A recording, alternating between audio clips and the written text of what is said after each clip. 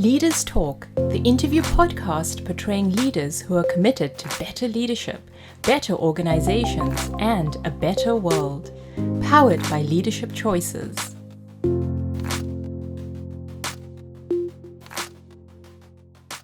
Welcome to Leaders Talk, the interview podcast for better leadership, better organizations, and a better world.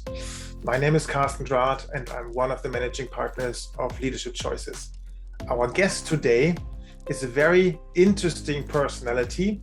He's our first guest from the United States of America. He comes from Georgia. He has German origins, but all of that is interesting, but not interesting enough for Leaders Talk.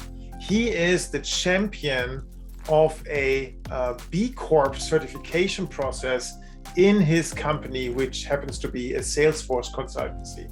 Now, we want to understand what is B-Corp? How is it connected to corporate social responsibility? How is it connected to conscious capitalism? And also, how is it connected to Nathan's quest for purpose in life, which he was searching for over 10 years in different positions, in different corners of the business world. And he finally seems to have found it. And he will walk us through this, how this kind of feeling of something is right, something is not right, something is missing. I'm missing the respect for people. I'm missing the respect for my work. How this kind of informed his search, his changes, his further developments, his learnings, his stints in different parts of different industries to finally arrive at a place where he says in this pro bono work to help for-profit businesses to become more conscious when they do their business, so that they do business for good, that this is something that is almost like calling that he has found. So let's get right into the discussion, into the interview with Nathan Stuck. I hope you have some good insights. By the way, I always love to hear from you. If you want to share your thoughts with me, please write me an email, karsten.dreth@leadershipchoices.com. And now, right to the conversation with Nathan. A very warm welcome to Nathan Stuck. Nathan, welcome to the show. Thank you, Karsten. Excited to be here. Excited to chat today. Always exciting to come back to Germany virtually, yeah. even if it's virtually. You have a German touch to your biography, and we will go to that. But first of all, you are our first US American guest to the podcast Leaders Talk. So it's a premiere. That's great. That's great. And I'm very much looking forward to this conversation with you. Because you're a very, very interesting person, inspiring person. And there is something around B Corp that you do a lot of. Maybe you can walk us through what you do for a living, but also what B Corp is, so that we can picture that, Nathan. Yeah, so I'm the Director of Culture and Strategic Impact for a certified B Corp in Atlanta, Georgia. So we do Salesforce consulting, so not a traditional like social enterprise as many would think of with B Corps, just a regular, boring old IT consulting business. And I actually met them while I was doing my MBA, and they wanted to certify as a B Corp. So I signed up for that project with no idea of what a B Corp was, and kind of fell in love with the process. And we'll get into more of the backstory, but had burned out on whatever you want to call it, traditional capitalism, had just burned out. I've always loved business, and suddenly I'm disgusted by it. And I get my MBA because I don't know what else to do at that point of my career. And this B Corp project shows up, and I'm like enamored with like, this is capitalism, but it's capitalism with guardrails. It's, it's being transparent. It's taking care of your workers. It's quantifying things like pay multiplier between top and bottom, lowest paid employee. It's what type of benefits, it's community impact and quantifying community impact. What percentage of revenue do you donate? I feel like every company I've worked for, we've had a mission, but I've never known like, what is the mission? What is our commitment to the community? What is our, commitment to diversity, equity, inclusion? Like, I don't know. And this process forced you to quantify all these things environmentally too. Greenhouse gas emissions. What was your power bill? Do you have reduction targets set? Like, no, I don't know. We just pay the power bill every month. And like thinking so intentionally about these different areas of the business I mean, it was cool. I did a lot of experiential projects. You saw on my CV, like I did a lot of experiential, consulting projects, internships during my MBA, and this was far and away the best one. And I went to work for them, and we scaled from 8 to 150, and it's been a fun little case study to be a part of, and also to be the guy that's in charge of everything that we stand for, and kind of making sure that we're walking the walk and not just talking the talk. So when you did your MBA, there was an opportunity that came along saying, hey, we're just in this process of wanting to get certified as a B Corp, as a B Corporation. Do you want to join? Do you want to join the right kind of? I mean, you were new to this topic. Is that fair? Oh yeah, no, we had there were 4 of us that went to that meeting, and I don't think any of us knew what a B Corp was. I mean, at that point in Georgia, I think there were only like 6, so it was like, why would we have known? And yeah, I don't know, the boss seemed very charismatic, the CEO, and his wife was really nice, and we're just sitting there, and somebody had worked on a project years ago, and an alumnus, she came down and kind of gave us an overview, and it just seemed right. And the old, like, fake it till you make it. I was like, yeah, we've got this project. We've got it, like, okay, Google, well, what is a B Corp? Fake it till you make it. Okay, great. So let's take it slow and assume that nobody in the audience knows what a B Corp is, because we've figured out that there's only 40 certified B Corps in Germany. One of the bigger brands would be Danone Waters, Simpertex, the clothes manufacturer, and Ecosia, which is an alternative search engine planting trees as a business model with the money for commercials. So it's a very, very small movement, but it is part of a bigger movement which has different organizations. In Germany, there's the so-called Gemeinwohlökonomie, which is a national thing, but it's pretty much the same direction as B Corp. But why B Corp? There is a certification process behind. It is for-profit businesses, and you already kind of laid out a little bit what it all entails. But if I'm an entrepreneur and I want to get my company to be more committed to corporate social responsibility, to purpose, and I want to commit to certain targets, not just put them as marketing slogans on my website, how does the process look like? Yeah, I mean, well, and the good thing is it's not easy. I mean, it's a good thing and a bad thing, because I think some business owners are overwhelmed by it. It's a rather rigorous, extensive, whatever you want to call it, long process, because you have to sit there and you have to quantify everything. You have to really, like, if you didn't track how many volunteer hours you did last year, if you didn't track, pro bono, like we do pro bono consulting. Obviously for us, we have consultants, they're tracking their time, so their time goes somewhere, so we can export reports. It was a little bit easier for us, but yeah, it's not an easy process. I mean, it took us over 2 years from start to actual certification, but it's the only one, and we're members of other organizations, and I won't say anything bad about those because I think all of them have their part in the ecosystem, but nobody has ever come to me like Pledge 1% is one of them, and that's our formal commitment, and we actually do a combined 2% of revenue in pro bono or product or whatever you want to call it. But nobody's ever come and said, like, open your books and prove it, or take that logo off your website. Like, nobody ever has. Like, you can fill out the commitment. And so I think most companies that are going through that process probably have good intentions, but the difference with B Corp is, like, you actually have to prove it. You go through an audit. So you fill out this whole assessment. There's 200 possible points. It's so hard. You only have to get to 80 to certify. But once you get to 80 and you submit and you amend some of your legal articles of incorporation, making sure that you have stakeholder governance in there, then you get an audit. They come, B-Lab, the nonprofit, the parent nonprofit, comes in and schedules an audit with you. And they basically go through question by question, like, okay, prove it. Okay, prove it. Okay, prove it. And then once you get past your audit, you get certified. And then the fun part is you do a little bit of a celebration, and then you realize, okay, A, we need to continue to track these things, but now you have systems in place to track them. B, we need to improve these things. And then C, in 3 years, we have to recertify. So basically in 2 years, we have to start working on our recertification. So you can't just get it and kind of go like, cool, put the logo on the website, we're done. You have to kind of continue to do all these things you said that you did and that you valued and that you were going to continue to do. Like for us, a good example, that the first time we did the assessment, do you have an annual impact report, and what's in it, and who do you share it with? And so I'm, checking all these boxes. And I remember our CEO was like, we don't have an annual impact report. I was like, not yet. So that year, come like November, I'm like, all right, I better get working on this annual impact report. So that was the first year that we did one, and everything we said we were going to put into it, we put into it.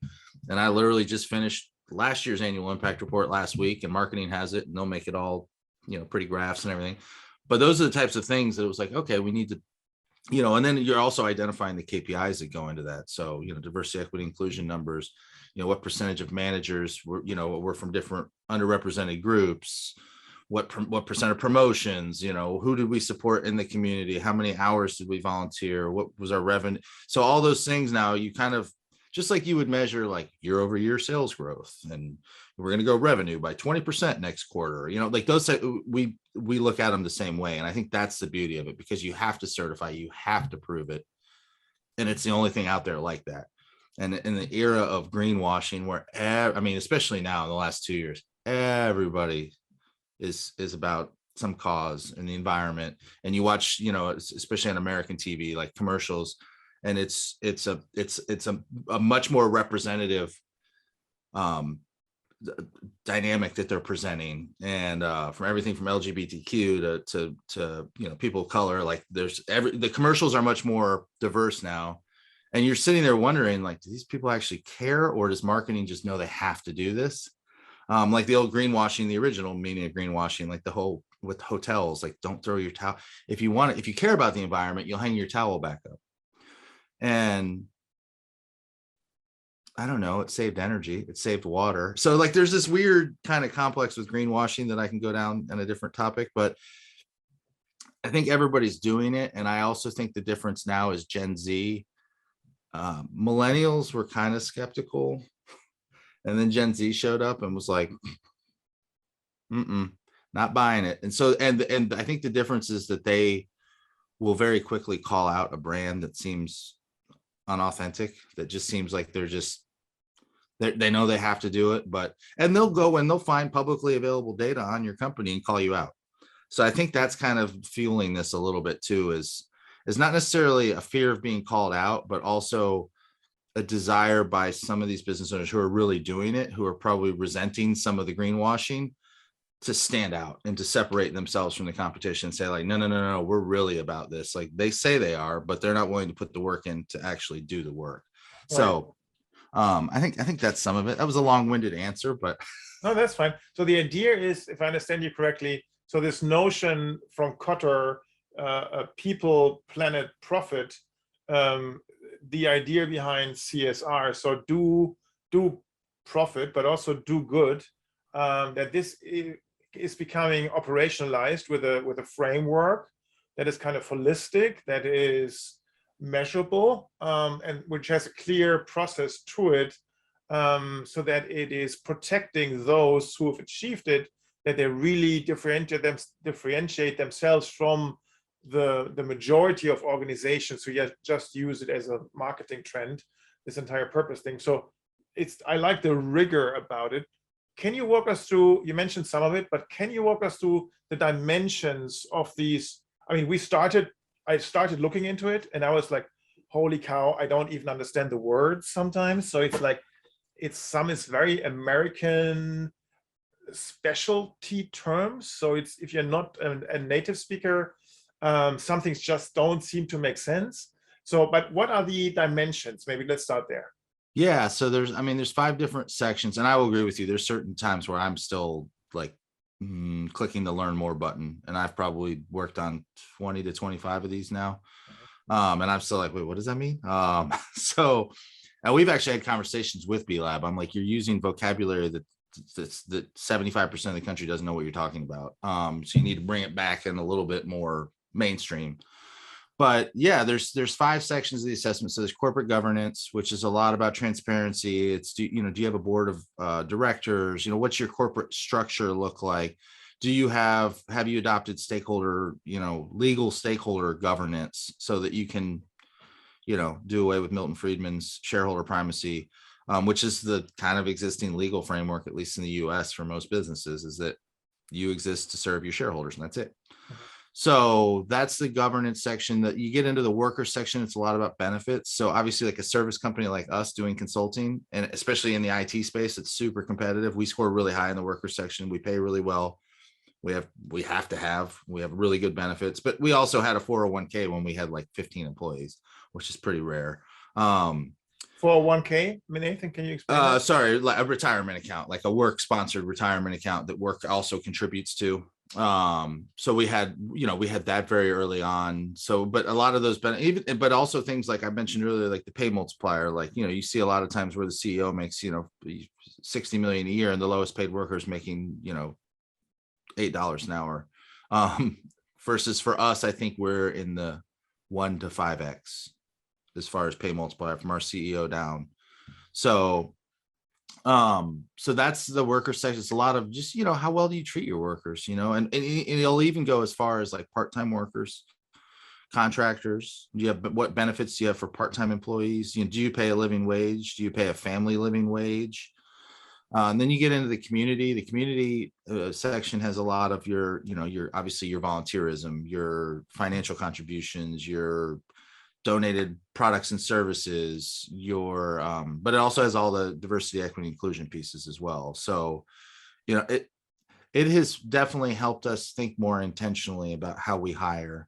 I think you meet a lot of business owners, and I know I have in my B Corp certification work, that you meet a lot of business owners who they want to do better. They want to hire more diversity. I mean, it's all the data shows, get more women on the team, get more people, it helps the team perform better. And a lot of people still don't know where do I look? Sometimes it's as simple as and I'm breaking myself with a habit.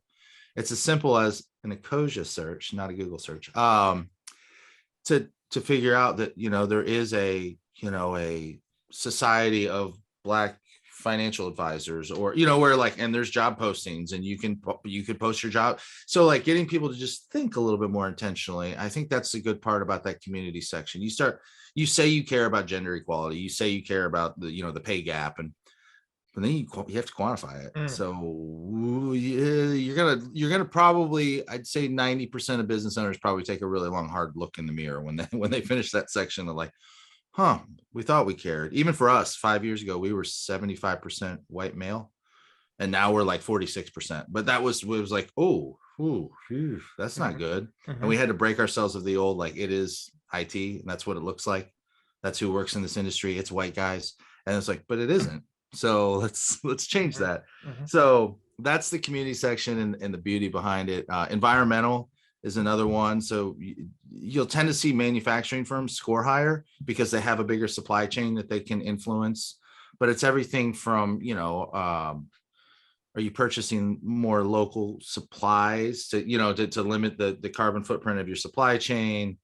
Are you tracking your power? Do you have reduction targets? Are you offsetting your carbon credits, offsetting your carbon footprint, all those? And then is it scope 1 and 2? Is it scope 3 as well? Like all these different things. And for us, we looked at it like, I don't know, this is my supply chain. I'm on a MacBook. Like that's it. And then we started looking at, okay, well, we have business travel, we have car rentals, we have hotel stays. Like, we do have a carbon footprint, even though we're not making anything. We don't have, we're not really going to divert anything from the landfill, but we have a carbon. So we did that last year as we were recertifying. Nathan, you mentioned scopes. So scope 1, this is your employees. Is that right? Scope 2 would be your employees, and then your supply chain, your suppliers. And then scope 3 would be the suppliers of your suppliers. Is that fair to say? Scope 1 and 2, I usually define is more essential business operations. So your office, your employees, home offices. And then scope 3 is kind of like, at least for us, and I will never claim to be a sustainability expert because that's a whole nother universe, but scope 3 for us then gets into like, I don't want to say non-essential business, but like for us, it's the flights, it's the car rent, it's the travel. The other thing. So I can't really speak as an expert on like a manufacturing side, but for us as a service-based industry, scope 1 and 2 is just kind of essential business, what we need to run day to day. And then scope 3 gets into a lot more of the ancillary travel and things like that. Okay, makes sense. Yeah, thank you.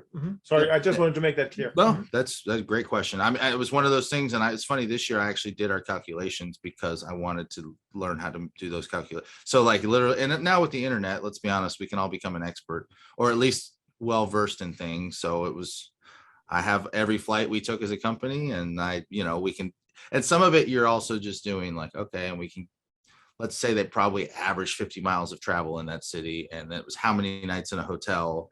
The average night in one hotel room is this much, these many kilograms of CO2. And so you're, I don't want to say it's an exact science, but a lot of times you're using assumptions to at least come up with a number. And we can talk offline. We'll talk another time about, carbon credits. And I know there's a whole, like, are these, do they do anything? But I look at it as 10 years ago, nobody knew what a carbon credit was. So at least we're moving in that direction. We're moving in the right direction. And then the last section is customers. So just things like data privacy. We don't have the GDPR compliance things that the EU has, but that's one of the questions. Have you adopted that? Even if you're an American company, have you adopted those policies? What are you using your data for? Are you telling your clients, your website visitors, what you're using their data for? Do you sell data? So all those types of questions, basically like, are you ethical in the way you conduct your business, at least customer facing? Do you have customer success? Do you have guarantees? Do you have, those types of things go into the customer section. So those are the 5 key sections: governance, workers, community, environment, and governance. But yeah, all of them force you through that exercise, I think, of really assessing and quantifying how your actions match up to your values, or what you said were your values. That's the beauty. And what I like about it is it's kind of holistic, right? I mean, for example, there's an organization, Leaders for Climate Action, which is great, but it just focuses on climate action and activism around that. And then there's diversity, equity, and inclusion, and there's other things. But here it's like incorporated in one, which also makes it a lot of work. So we are still, as a company, contemplating, can we actually pull this off? Because you also don't want to be certified and then you don't have the energy to get recertified. I mean, you need to be able to sustain this effort. It also sounds like you need systems to track, right? I mean, if you do this by Excel, that's maybe okay for the first one, but that's not sustainable going forward, right? So are you using special software to track all these different KPIs? Yeah. So, and honestly, for the longest time, it's funny you use the Excel example, because for a long time I kept a master spreadsheet, and I knew every employee by, gender, demographic, age. I had everything. I had average, so through that I tracked average tenure all time by different demographics, average turnover, retention rates, all those things. And now, because we have a PEO, a professional employment organization, it's basically outsourced HR for all the day-to-day HR stuff that people think I do, but I don't. I'm culture, not HR. So they actually have software. So I got connected with them. So now I'm going to be able to run reports that are, as data gets, otherwise I have to manually go in, like we have a new employee, I have to go into that spreadsheet and manually enter them, because it's all, static from when you export it. So it's not the most efficient. If you have somebody that can do this full time, depending on the size. When we were smaller, this was a part-time role for me. And I literally ran our operations for the first 2-3 years I worked here. And I was doing culture and impact and all these like B-Corp KPIs on the side. And then as we've grown, it became too much. And so I hired an operations person. I trained him for a year, and then I kind of threw him in. Actually, it was 2 years. And then now he runs that, and I don't have anything to do with our operations. But that background for me helped me set a lot of these things up, of like, again, we have time tracking through Salesforce, because that's how we bill our clients. So, but when they volunteer, I still have to remind people, like, hey, when you volunteer, log your volunteer time, and there's different ways to log. If it was volunteer time off, if it was just, me, I'm on a board, I went to a meeting, that was 1 hour volunteer time. Pro bono work, making sure it's all set up the right way. But even when I've worked with companies, projects my students are working on, sometimes if they're small, I'm like, you don't need anything yet. Like, you could honestly have a Google sheet. Like our employee travel is through a Google sheet that our executive assistant manages, and she books all the travel. and that's just part of her checklist. She just enters it. So, I advise people that you can do it. You can do it manually to a point. If you're, if you're less than 25 employees, you can probably do it manually. There's just a lot of education. Somebody has to at least be keeping, once a quarter, I go in and go like, okay, how many hours have we volunteered this year? Making sure we're on trend. So as long as somebody's kind of routinely checking in on it and then going, hey, Karsten, like the team, we haven't done anything in the community yet. Like we're way behind where we need to be. And then you get to drop the CEO hammer and say, hey, let's go. We're doing something next Saturday. Which for me has always been, even this weekend, we have a volunteer event and getting the CEO now where I'm like, only 5 people have signed up. And I know that he'll go like kind of lean on some people to come volunteer with us. So yeah, I mean, that's probably the toughest part, is tracking it and maintaining it. But if you have somebody passionate about it that can manage that piece for you, and you give them, I don't want to say the authority, but you empower them to herd cats or whatever, to kind of push the team in that direction. And it comes back to implementation. How well did you implement your B Corp certification? Did you get your employees excited about it? Are they bought in? And if you did that well, which is we didn't. It took us like a year till anybody knew what a B Corp was, except our CEO and me. If you do that well, though, I think you get excitement and you get people to understand what it means to work for a B Corp, what it means that we stand for, what we're doing, what our actions mean. And I think it gets people a little bit more excited. Our top volunteer last year volunteered like 265 hours, so it's like we've, and that feeds into your recruiting. It feeds into who wants to work for you. It feeds into the customers you're doing business with. It feeds into the vendors that you're going to buy from. And so like that true implementation, I think, will overcome maybe some technological shortcomings, or maybe just doesn't justify, like Salesforce licenses to track time. So you can track volunteering. Like you can still get away with a Google Sheet. Okay. And Nathan, when you start this process, what I understand is you need like a champion who oversees, like a project manager who oversees, and who is passionate and bought into the mission or to the vision of it. But what do you do when you hit a wall, when you can't answer a question, when you don't want to say something false, but you simply don't get what they mean? I mean, that was the problem when I looked through this. Is there a buddy, a mentor that kind of walks you through, or do you have to pay a consultant? How is that working? You see me laugh when you ask if you have to pay a consultant. I'm like, well, you can. I know some people. Yeah, I mean, I think that can be the overwhelming part sometimes is what do you do when you hit that question that you don't know? I usually will advise, if you're still getting to a point where you're, above, let's just say you get to 83 and you have that question that you're unsure of, either I usually say, if you think your assumption is, I think we get those points. If I'm understanding correctly, we do this. I always say, click it and make B-Lab tell you you're wrong. When you get to that audit process, make B-Lab tell you. Now, if you're completely unsure and you have no idea, flag it for review, click do not track, or, click the 0-point answer. And then when you get to the audit part of the process, have that kind of question out and be like, by the way, we had this one. Do we qualify for those points? Now, if you're at 79 and you can't get into the audit queue because you haven't hit 80, then I would say click the points and then make them tell you otherwise. And the other options I would say are, and I don't know, I was just saying, I was like, I don't know if any universities are working on B Corp projects in Germany. But part of my role with B Academics will be to hopefully help bring that there.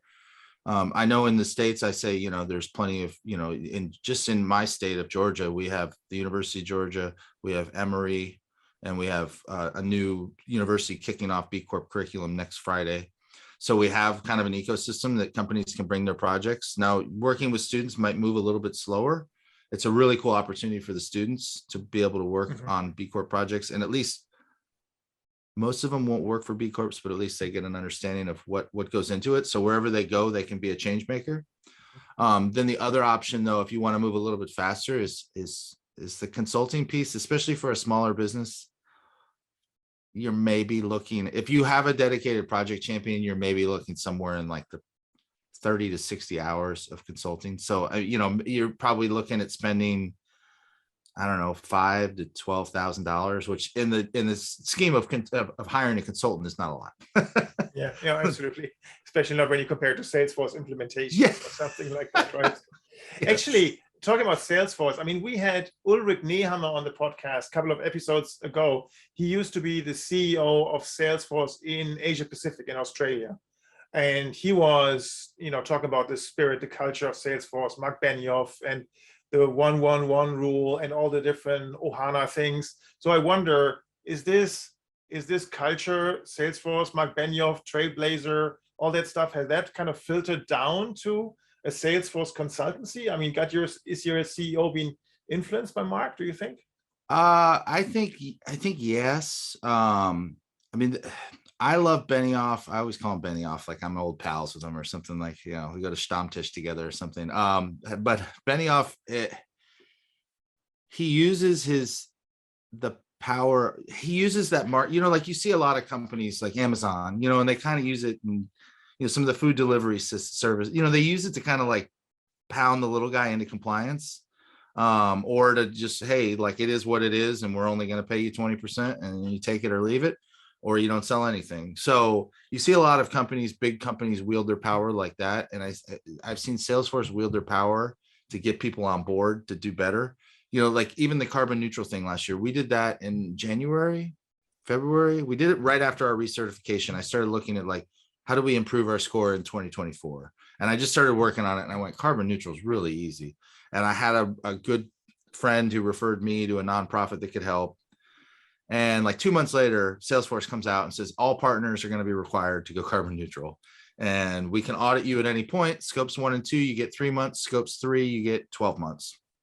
Be ready for it. And if you aren't, and you can't prove it, and you can't get it done in that time, you're not going to get any more business from us. And I'm like, and you can look at that as bullying, but I'm like, it's bullying people to like care about the right. If you want to do business with us, you're going to live by our values. And I at least think it's pretty cool. And I mean, even the volunteer event I told you about, it was supposed to be in March, but Salesforce had some employees that wanted to, their quarter ends Sunday, ends the end of January. So they had employees who wanted to come out, and they needed a volunteer event. And so some regional vice president or something reached out to our CEO and said, you guys have any volunteer? You guys are a B-Corp. Do you have any volunteer events? So I moved a volunteer event to Saturday. So we're all going to volunteer with a bunch of Salesforce employees. So I see that they live their values pretty well. And, they get the 1-1-1, that's where Pledge 1% came from, that we're a member of. Like they do a lot, and I think they do a good job of motivating others, be it by mandate or not, to join them, and kind of using capitalism as a force for good. And that's the coolest part about, I mean, I have a ton of respect for what they do and kind of how they wield that power.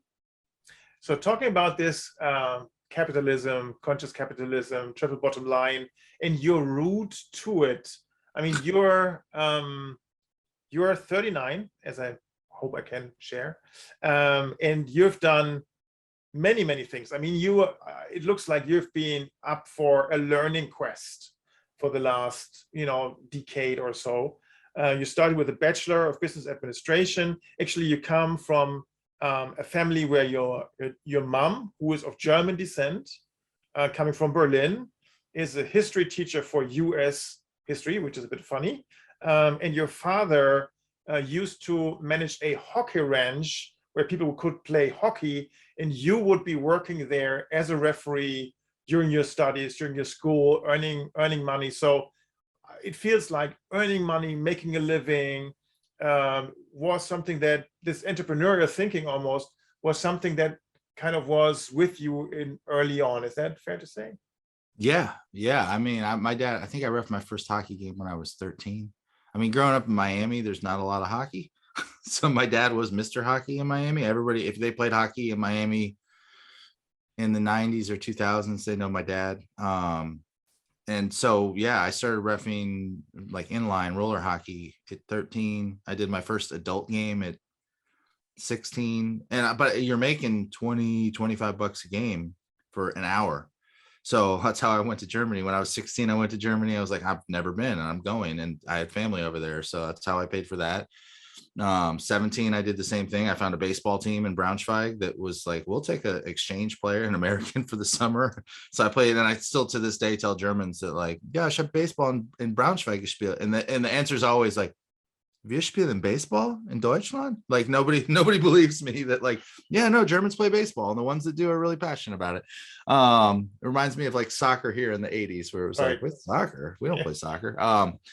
So yeah, I mean, I just always, and I had that sense of like, anytime, like, if a game happened and you didn't ref it, you could never make that money back. And I've tried to break myself a little bit of that, because that can become toxic as you get older, because then there's the thought that you must always be working or you're always losing money. And at some point you kind of have to just be okay with that, and take some break and recharge. So, but yeah, that was where it all started, was reffing. And I reffed till I was like 25. Even when I moved to Las Vegas, I was still reffing hockey. And that would be at night. It was just supplemental income. You know, I had a job during the day, but I knew early on I wanted to do business. So I wrote a paper in like 10th grade, I think. So when I was 15, 16 years old in high school, and I wrote a paper, where do you see yourself in 10 years? And I was an international businessman. And I spent summers in Boston and winters in Berlin. That was apparently, I don't know what I was international businessmaning. I have no idea, but I was going to be an international businessman. And I had started taking German. So I was like, that's obviously where I'm going to be in 10 years. And I went to school. I got a business degree. I got it in 3 years. I immediately got a job, and I was working in operations, which I don't know how that happened. I got a marketing degree, and I'm working in operations. And after about a year and a half of that job, I burned out. I got promoted really quickly, but I literally found myself driving like half the speed limit to work one day. And I was like, this isn't good. I'm not happy. I'm not excited to get out of bed. I'm stressed out all the time, and I'm 23, and I don't need this. So I moved to Las Vegas to play poker for a living. And that lasted like 3 or 4 months. It's not that glamorous. I was never on TV. It's more like a lot of playing poker at 3 a.m. I literally ref hockey, make $100, go downtown, buy into a poker tournament, hope to make final table, get $600-700, pay a couple bills the next day, do it all over again. I did it, but I ended up getting a job pretty quickly. I was like 3-4 months in. I was like, yeah, I like health insurance and and benefits and steady pay. So, and even then, like that job, I worked for Enterprise, the rental car company, and I did that for 2 years. I got promoted into outside sales, which was, I don't want to say I never want to do sales again, because any entrepreneur knows you're going to be your own salesperson. But I was very terrified. I still get kind of like when I think about getting hung up on, or, making 35 calls a day, trying to get through to a CEO or a CFO. Those are the only 2 people I really think had the power to buy from us. And yeah, I still cringe a little bit when I remember that. But I also now realize what a great exercise that was, and kind of figuring out, because again, like, I haven't found purpose yet in any of these jobs. I'm just kind of floundering. I don't know what I want to, like, I don't know how this fits in, but I kept kind of adding skills. I was always a student of whatever I did. So when I did sales, I became a student of sales, and I learned how to mirror. I learned how to talk to people. I learned how to listen more than I spoke. I learned all these traits that later on, especially now in my role, when I have to go sell an idea to the C-suite, I'm really good at it. I know exactly how to sell. I know how many bullet points go on a slide. I know, I know what to put before I put the ask. So all that sales experience has stayed with me. And then the biggest, most influential point in my life was when I moved back to Athens, Georgia from Las Vegas, end of 2011. I went back to a company I had worked for out of college. 2012 was a great year, best physical shape of my life. I literally worked 9 to 5, and that was it. So I had time for networking, and I had time for, literally gym twice a day. And then January 2nd, 2013, we found out that office was going to close. And then so we were done at the end of January. I went to work for the company that pushed us out. That was a horrible mistake. So I made it 6-7 months, 80 hours a week, commuting 2 hours a day. And they pulled me in on a Friday and fired me. You know, they gave me like 6 weeks of pay or severance, but so, and then all of a sudden now I'm like scrambling, like, oh, okay, what do I do? You know, the next thing you know, I'm on unemployment. And my buddy worked at Enterprise now in Atlanta, and he goes, hey, you can come back to Enterprise, and we need somebody in the car sales department. So now I find myself selling used rental cars. Nothing against them, great company, but I can't get excited about it. I'm sorry. There's nothing. I'm not like a natural salesman where I can sell you anything. I'm just like, it's a used rental car. It's cool. Like, maybe you want it, maybe you don't. And then I sold a car to a couple, and they kind of, I thought I had found my dream job. And so this all comes full circle back to International Businessman. They want to hire me, and they have an office in Stuttgart, and, you know, we'll train you for 2 or 3 months here, and then we need you to go run the German office. And I'm like, all the years of keeping my German up to speed and all these years of kind of like training myself to be an executive, even though I had nothing even close to some sort of executive role. And after about a month, I realized that this was like it was a, I don't say a lie, but it was a nightmare job. It was nightmare. I hated going to work. I hated them. Like, I don't use that word a lot. I hated every aspect of my life for those 2 months, and I quit. I literally quit the morning of the US Germany game in the 2014 World Cup. Said, I'm going to go watch soccer instead. And then you get into the part of my resume where you're like, okay, so now he's driving an Uber. Okay. But I quit that job, and I didn't know what to do. And at that point now, I've seen like the worst parts of capitalism. I've seen just deceit and lies and selling things to people that don't need them. I've seen, you know, closing an office and laying off people for really no reason, and then cutting their wages when they come to work for you, like, because they have no other, like, and I'm just like, business is terrible. Like, this is capitalism's awful. And I'm sitting there, and I'm like, you know, now I'm driving an Uber, and honestly, I was working for minimum wage at the convention center, just like helping set up for events. And I decided, like, I think I'm going to get my MBA. And so I used that time. And again, you're still like, how do I continue to work on myself, even though I'm in this really bad place? And so I literally would drive Uber, and I would do those shifts, and I would come home and study for the grad school exam. And I did really well on that. Next thing I know, like, Uber has promoted me into doing like brand ambassador work and driver signups and rider signups. And, you know, now I'm like their liaison for all the drivers in Athens, and all of a sudden now grad school starting. And it was just like this real, like, but I mean, it was a very, I can't talk about 2014 and pretend it was at all mentally good for me. It was, but I think I think there's something very valuable. I mean, not that I wish it on people. I don't want anybody to go through a year like that, but there's something very valuable in falling really hard, and having lofty ambitions, and having to fall that hard and still remain focused on what you want out of life, and remain focused on the goals you have, and kind of like give yourself some time to feel some pity, but also kind of get back on the horse and go again. And so, yeah. And then I got into grad school, and I was like, nope, I'm going to do something that I'm passionate about. And I took on every project I could take on. I did consulting projects. I worked on basically like, this is my last best chance of what do I want to do when I get out of here? And then the B-Corp project pops up, and, you know, most of my classmates we graduated in almost 5 years ago, and most of them have turned over 2 or 3 jobs now. And I'm still working for the same company I met in 2016. You know, because I started working for them before I even finished my master's degree, but I'm still working for them. I have an incredible CEO. I love Mondays. Never used to love Mondays. I get excited to get out of bed in the morning. Like, I'm usually by Sunday at night, I'm like answering emails, and it's not because I have to, it's because I'm like, I get to work again this week. I get to do all this purpose-driven work in the world. And I don't know, it's cool. I'm smiling right now. So yeah. And so this is really thank you for taking us through this. And it's like, what I hear from you is like, there's this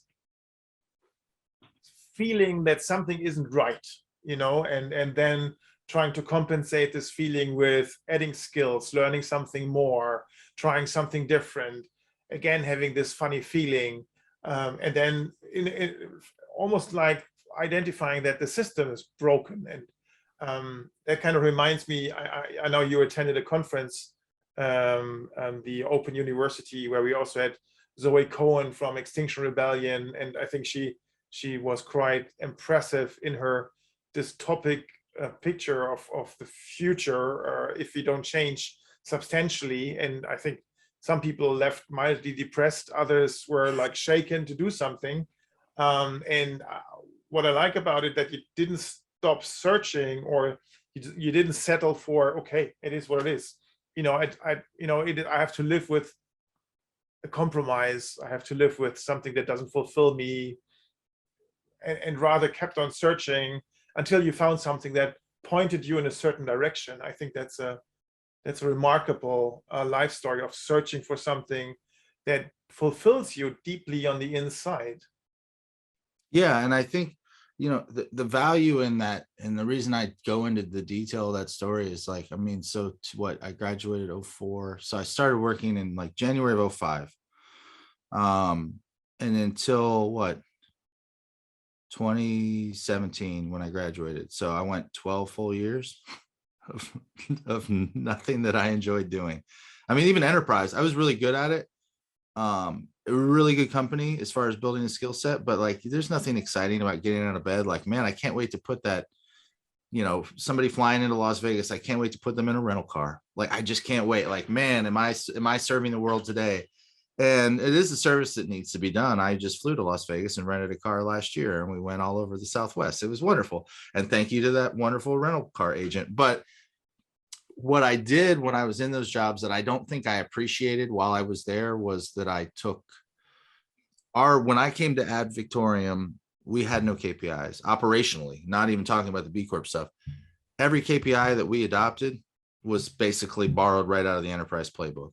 Because we used to have, we were drilled on those numbers, and we knew the numbers, if we controlled them, we made money. I didn't need to really look at the revenue or the profit. I knew these numbers, and if they were good, we did well. And so I took that with me later in my career, and I was able to add value to a job, even when I was kind of like part-time purpose, but still kind of like, hey, help us get off the ground and running. I was able to add immense value. So yeah, that buys me a lot of political clout later in my career when I'm like, we need volunteers, because they remember what I brought. But that was from enterprise. That was from a job that I was like, the sales piece of being able to sell. And now that I run, Be Local Georgia, and I'm meeting people and I'm trying to convince them to become B Corps, and I need to recruit projects into the university system and for my class. And, we did 6 last semester. It's all those sales skills. It's asking the questions of like, why are you interested in B Corp? It's getting them to talk and figuring out what's motivating them. And it's all those things I picked up. And then I think there's just a piece of some of the failures just give you the resilience to know, like, it's going to be okay. If you have a bad day at work or something, be like, it's going to be okay. It always has been. So yeah, that's kind of one of the reasons I go into details. Like there was a lot out of those jobs that I took, and as far as like always networking, like, where do you want to be in 15 years? Like, are you in that room? Are you meeting those people? Are you talking to them? If what are you learning their stories, their journeys? Everybody has wisdom to impart. And I still continue that to this day. Like I joke that, I collect mentors. I love mentors. Like I love having that collection of people that I can reach out to and say, like, I don't know what to do next.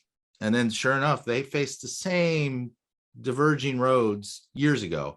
And they walk you right through their decision-making process. And it's like, okay. And they're not going to tell you what to do, but they'll at least help you. So I think it's important to kind of embrace your past but look forward to your future and know what you want out of, you might not know exactly what you want. I don't know that this is what I thought I wanted out of life, but the purpose was, I don't know that the career, I didn't know what a B Corp was. So how could I have known this? Exactly.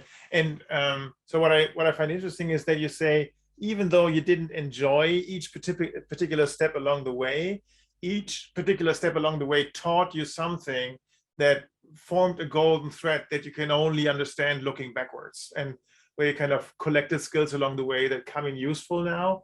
And what it also seems like this B Corp approach, or this conscious capitalism, is nothing kind of fluffy, do-goodish kind of thing. It's just applying the same rigorous management principles on something that is actually good for the world.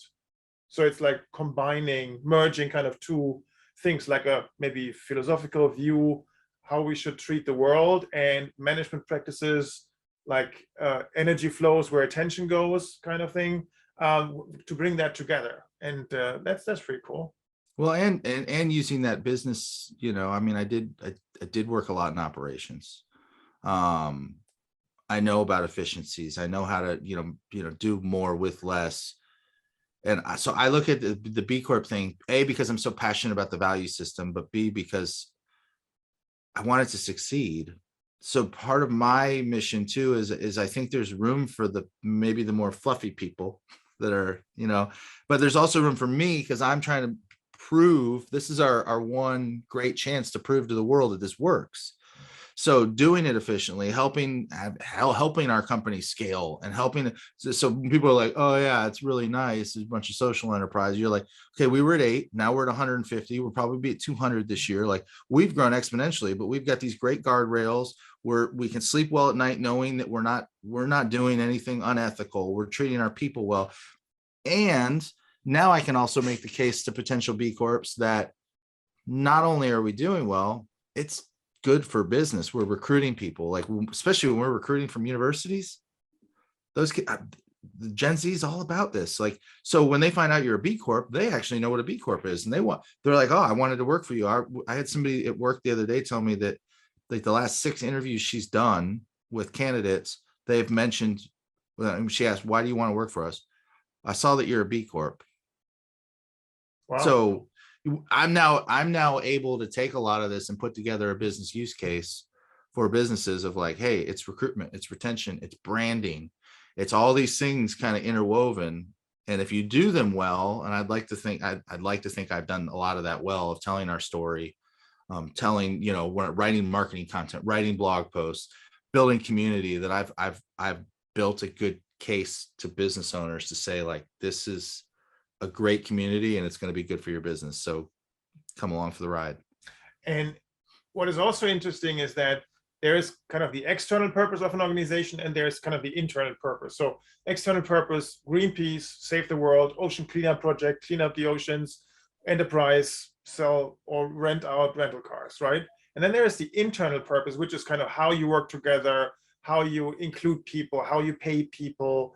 And what I find interesting is that, I mean, Salesforce consultancy doesn't sound like saving the world on the first, on face value, but you or your organization kind of has mastered that topic of internal purpose, which all of a sudden makes people want to belong to something that, even though it's only Salesforce consulting, which is nothing bad, but it's also maybe not directly saving the planet, but they want it because it's kind of, it's fair, it's humane, it's doing it in a way that is sustainable and contributes to maybe future generations.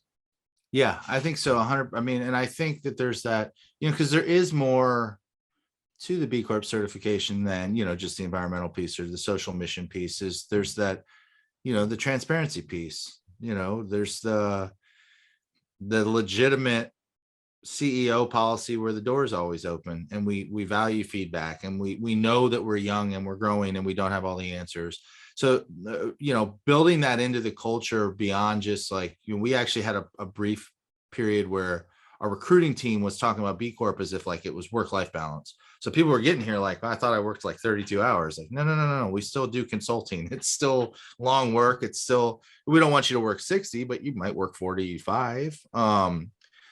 But making sure too that we're aligning like what we value and how we value it with, I'm a big firm believer in that, like, there's a gap.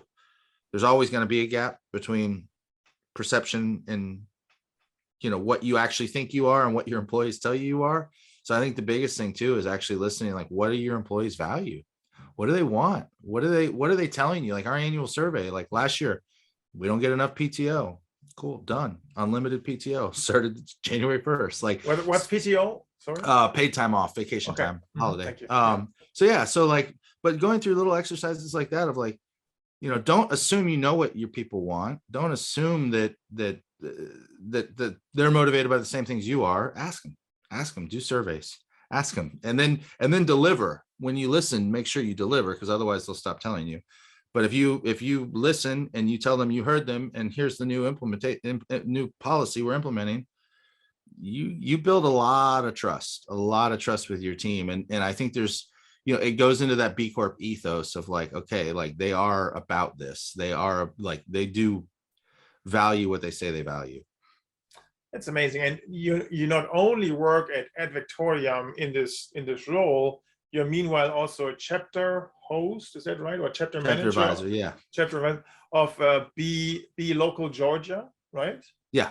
And you're also part of B Academics, because you're now, drum roll, you're also a lecturer at the university around the entire topic of B Corp, which is, I wasn't aware that there's any of such a curriculum in Germany. What do you teach there? So I teach a course on B Corps. And I know it doesn't resonate with everybody in Germany, but that's my wall of Georgia behind me. We're celebrating a recent championship, first one in 41 years. So it's been quite the party here for the last couple of weeks. But yeah, I started last fall teaching at my double alma mater. It was pretty cool. I'd always helped on those projects. It's kind of like the local guy that could volunteer some time. And then a professor retired who was running those projects. So we've revamped the class. I actually do 3 lectures before they get their projects.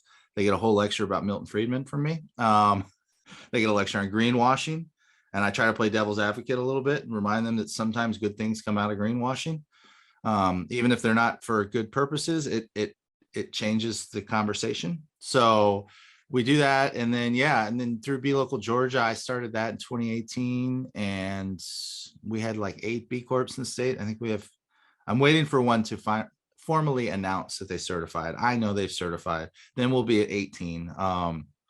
And then I joined B Academics this year, which is a global network of primarily professors that teach B Corp curriculum or do research around it. And even though I'm not a PhD, they had a committee chair opening for Be Local engagement, and I'm like, okay, so I run Be Local Georgia, and I know a lot of the Be Locals just through that work, and I do teach a class, so that therefore I am an academic. So I figured, why not be? So that's why I said earlier, I was like, that I know there's a Be Local chapter in Berlin. It's like, how do I get universities around the world beyond just my state to start offering this, so that when you look at like, could I certify my business? I don't know, could you put it for free in a university program and have some students work on it and at least help you get better? So those types of things. So yeah, so those are some of my, and then I'm on like 2 more nonprofit boards, and I'm a glutton for service. I was going to say punishment, but I love to serve. And if there's a need, I did say no to one this year. I did say no to one nonprofit board. I didn't have enough time. But other than that, I try to serve if I can, if I have the time, and I feel like I can make an impact, then let's do it. It feels like you found your purpose after a lot of searching externally and soul searching internally. So that's great. Nathan, what's next for you? Really, I have a lot of ambitious goals this year to really scale Be Local Georgia. Not that I make any money off of my nonprofit getting bigger. So, but to me, it's about building that community. And, we did a conference a couple of years ago that was a regional, like Southeastern United States, because we don't have the numbers that Portland or New York City, so like we need to form like a big region. So I want to continue to build those relationships too, and make sure that we're cultivating. We should be working together. We should be supporting each other. We should be referring each other to potential new clients. We need to be in this together and form like this collective voice too, because I think there's something unique. The South is still looked at as like this backwards kind of like, I mean, whatever, all the stereotypes people think of like Georgia, like we're playing like a banjo. And so, giving that collective Southern voice of like the new South, and what it stands for, and being about diversity and inclusion, and being about capitalism that works for everybody. is to me front and center. And yeah, I mean, I have a big university ecosystem to fuel as well. So there's a lot of lead gen that's going to happen this year, generating new companies that want to go in. I mean, I figure I need, between the 3 universities we're currently running and then the ones I'd like to get into, I probably need 20 projects this year. And University of Alabama next door to us wants projects. And so, yeah, really just scaling the ecosystem and then figuring out like, where is that next opportunity for me? Continuing to work with AdVic, but, also is there some consulting work I can be doing? I've done some in the past, could I continue to grow that? And then, obviously continuing to teach at the university. And honestly, this year for me, I love doing the podcasts, but hopefully getting some in-person paid speaking engagements around this subject. And even the purpose story took me a while to overcome that. Why would people want to hear my story? And I recorded a full speech about that. And I think I've sent it to 4 people. And that was back in November. And I'm like, and everybody I've sent it to is like, man, that's like, for somebody in my, they're all in their mid-20s that's figuring out what I want out of life. That's very powerful. And I was like, oh, cool. So I'm probably going to do something with that, and working on a book around that that topic too, of like the career advice. I think most career advice is still very traditional, like especially at university. It's like, oh, here are the companies that recruit from the University of Georgia. You can interview, you take a job. It doesn't really matter what you want to do, you get a job. And they don't really know what to do with the students like me who are like, but I don't want to work for that company. I want to do this. So I think there's a niche there. So anyway, long story short, a lot. Yeah, it sounds like it. And what I also like is, rather than looking for a chair at a table where you could sit, it looks like you're creating your own table and your own set of chairs, because it's not there, right? So it needs to be created. So I think that's pretty cool. And maybe just to make sure that we mention or close with this as well, is B Corp is not just a US thing, even it is started in the US. It's the biggest global network of companies who want to do good. Is that fair to say, Nathan? Yeah, I think now there's 4,500 worldwide.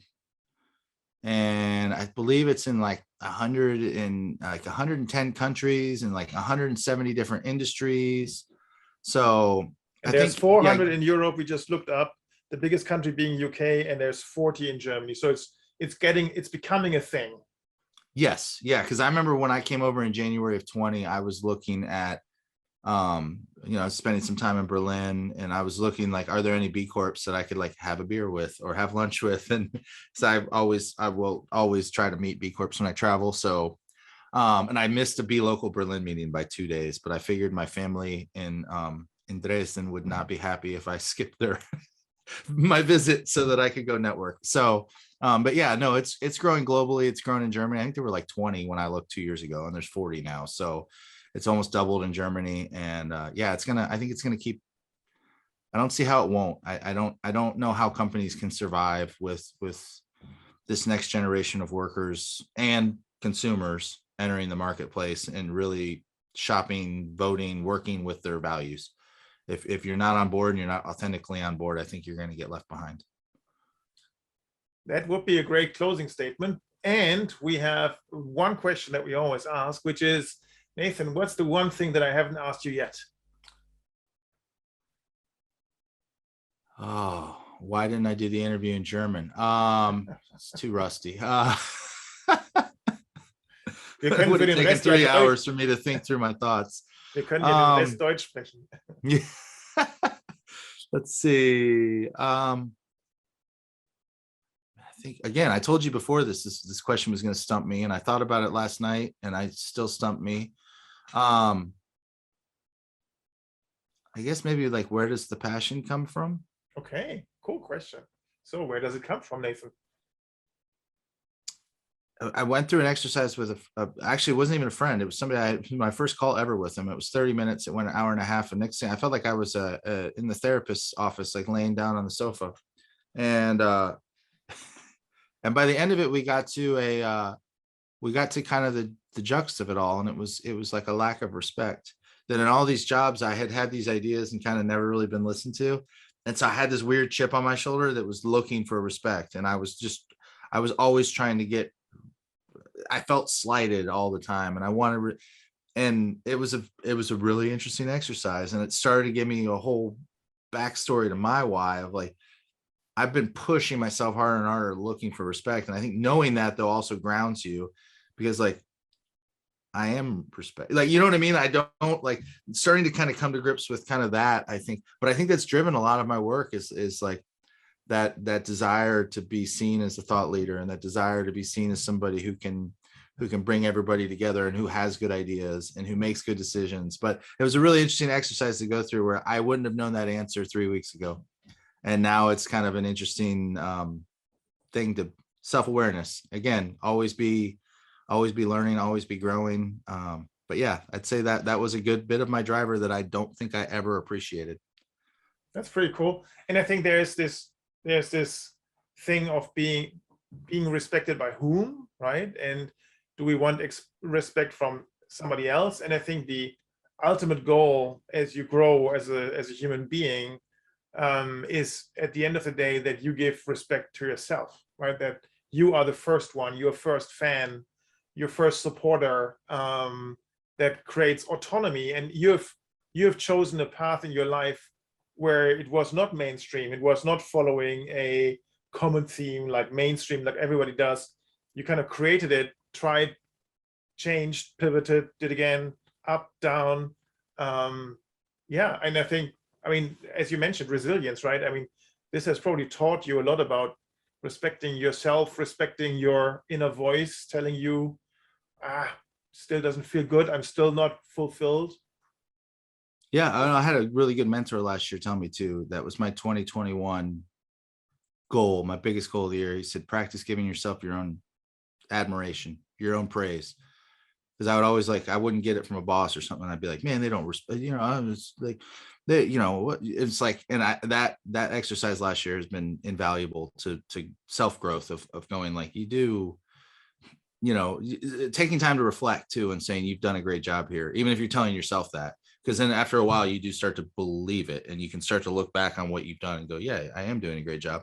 And maybe they don't vocalize it, but I know that I'm still on the payroll for a reason. Like, like I am respected, I am doing good work. But I had to get through that exercise too, of also learning to just tell myself that, of like, hey, like you're doing great, and keep working. Because I think that's an important thing people forget to do, is they work.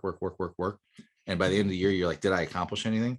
So I think periodic check-ins to say, what have I accomplished? How am I doing again? Hold yourself accountable, but also give yourself some praise. Like, man, you knocked off 90% of that to-do list you made. Now, this is a very cool closing statement. Thank you, Nathan. Thank you for taking us on the journey through your life and your quest for purpose. And I mean, this is not finished by no means. So I'm very curious how this further unfolds, and maybe our path will cross again when we finally decide to do the B Corp certification. We'll certainly be in touch, because we will have tons of questions and need some support. Yeah. Well, it sounds like we need to have an in-person meeting.